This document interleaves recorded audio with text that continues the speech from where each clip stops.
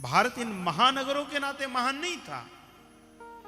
भारत केवल और केवल अपने चरित्र के बल पर महान था, चरित्र के बल पर। मैंने पहले भी कहा, वीर हनुमान सागर पार करके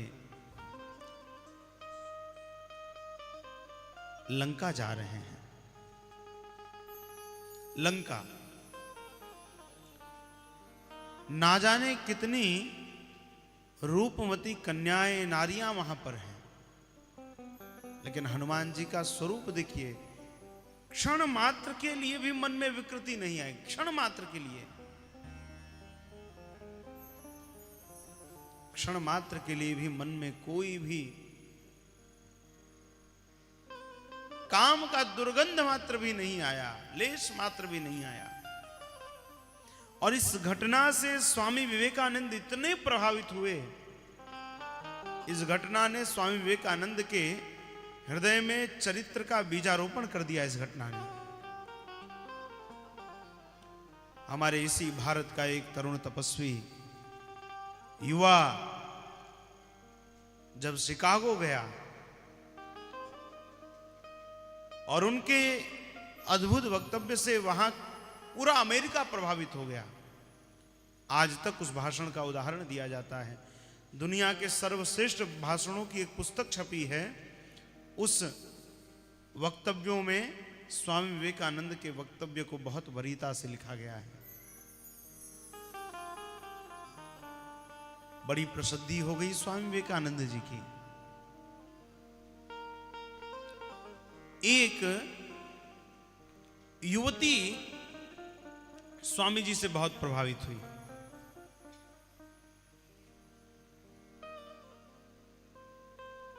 प्रभावित हुई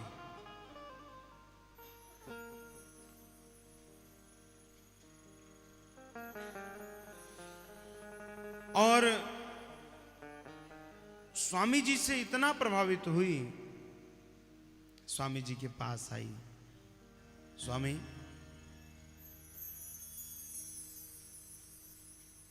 मैं आपके साथ विवाह करना चाहती हूं। स्वामी विवेकानंद ने कहा कि मैं तो सन्यासी हूं। अरे सन्यासी के पास क्या हो सकता है,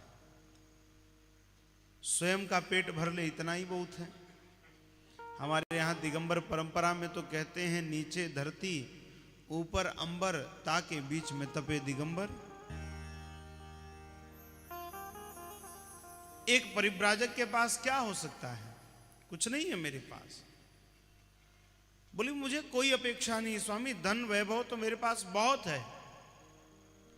तब कारण क्या है, तुम विवाह क्यों करना चाहती हो? उस युवती ने कहा, स्वामी मैं आपके जैसा बेटा चाहती हूं। क्या कहा? मैं आपके जैसा बेटा चाहती हूं। स्वामी जी हंस पड़े।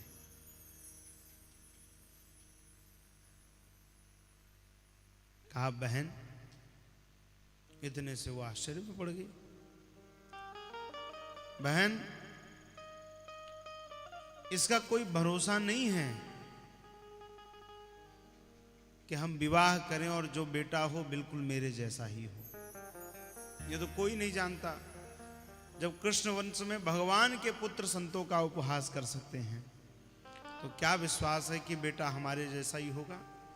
अरे विवाह करें, फिर घर बसाएं, फिर इतना ज्यादा झमेला करें, देश भर से लोगों को बुलाएं, बड़ा बड़ा काम हो जाएगा। तुम्हें भी कितनी वेदनाओं से निकलना पड़ेगा। इतने चक्करों में क्यों फंसना है? चलो आज से तू मेरी मां, मैं तेरा बेटा।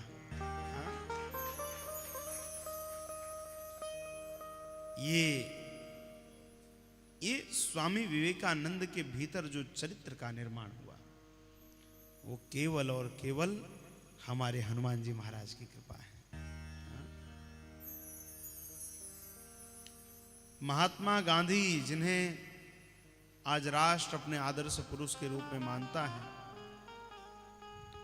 वो अपनी सभाओं में श्री हनुमान जी महाराज की विभिन्न कथाओं के माध्यम से उस समय जितने स्वतंत्रता संग्राम के सेनानी थे उन सबको प्रेरित किया करते थे। यह ऐसे अद्भुत हनुमान जी महाराज का चरित्र है। चाहे कोई भी बड़ा से बड़ा देव हो, कोई बड़ा से बड़ा ऋषि हो, कोई बड़ा से बड़ा तपस्वी हो,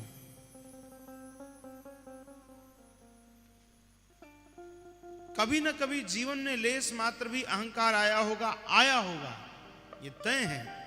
लेकिन हनुमान जी महाराज ऐसे हैं जिनके हृदय में लेस मात्र का कभी भी अहंकार नहीं आया, कभी भी कोई मद, कोई काम आदि, कोई दुर्गंध हनुमान जी के जीवन में नहीं आई। और यही कारण है जिस पंक्ति को हम सब आश्रय करके इस 3 दिवसीय सत्र को सुन रहे हैं, समझ रहे हैं, जान रहे हैं, उन्हीं पंक्तियों का आश्रय लेकर के हम सब कथा सत्र की ओर चलते हैं। और यही कारण है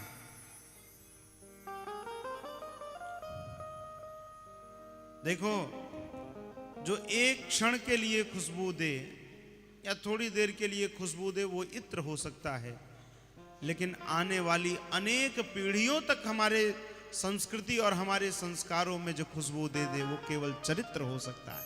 चरित्र।